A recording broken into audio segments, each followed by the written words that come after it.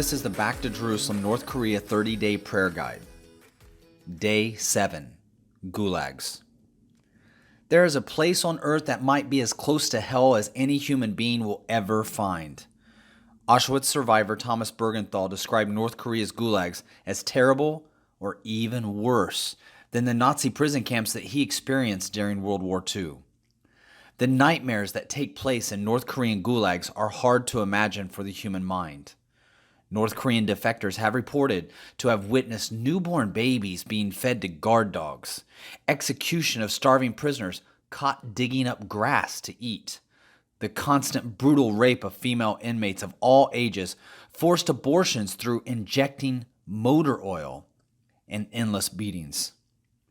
Many of the inmates do not even know that they're being accused of. Some of them are merely detained by the police and hauled away to prison camps. Once a prisoner is sent to a gulag, they are never heard from again. When someone is arrested and sent to a gulag, they don't go alone. According to North Korean teachings, they are infected up to 3 generations, so entire families are detained, stripped of their belongings, forcibly split up, and sent away to the gulag. The International Bar Association War Crime Committee has reported that North Korea is guilty of war crimes including murder, extermination, enslavement, forcible transfer, imprisonment, torture, sexual violence, persecution, enforced disappearances, and other inhumane acts, all but one of the 11 recognized crimes against humanity. As many as 130,000 people are currently being detained in a network of secret gulags that have been discovered by the international community. Many for arbitrary crimes such as gossiping about the state or watching South Korean TV shows. One former inmate that escaped from Camp 16, where 20,000 prisoners are kept, remembers making prisoners dig their own grave and then stand on the edge while someone came around and hit them in the back of the head with a hammer till their dead bodies fell to the fresh holes, which they were then covered up by other prisoners. Christians are routinely the primary target for the gulags. They are tortured, with officials instructed to wipe out the seed of Christian reactionaries. One former North Korean known as Mr. A reported to the UN about the abuse of his family endured because they converted to Christianity. Both of Mr. A's sisters were punished severely for their religious belief and activities. One was discovered to be preaching Christianity to a friend and was caught with a Bible, resulting in a 13-year sentence in an ordinary prison camp.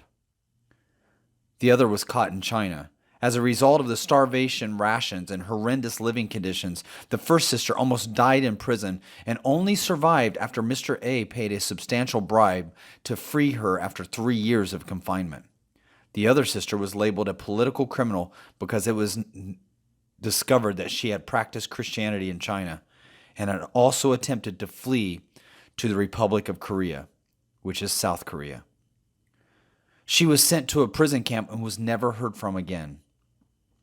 Through satellite imagery, it is clear that these camps that hold and torture Christians for their faith are growing under the current leader, Kim Jong Il.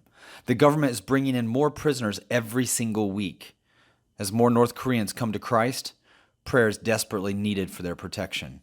The level of sacrifice that Christians have to give if they are caught is unimaginable. The prayer points today are: gulags are hell on earth and represent the darkest part of life without God. And anyone who becomes a Christian in North Korea is risking their freedom and could possibly be sent to a gulag if their faith is discovered. Christians need to pray for all of the prisoners in North Korean gulags. The entire system of gulag networks needs to come to an end. Today's scripture reading comes from Isaiah 42, verses 5 through 7. Thus saith the Lord, He that created the heavens and stretched them out, He that spread forth the earth and that which cometh out of it, He that giveth breath unto people upon it, and spirit to them that walk therein. I, the Lord, have called thee in righteousness, and will hold thy hand, and will keep thee, and will give thee a covenant of the people for a light of the Gentiles, to open the blind eyes, to bring out the prisoners of the prison, and them that sit in darkness out of the prison house.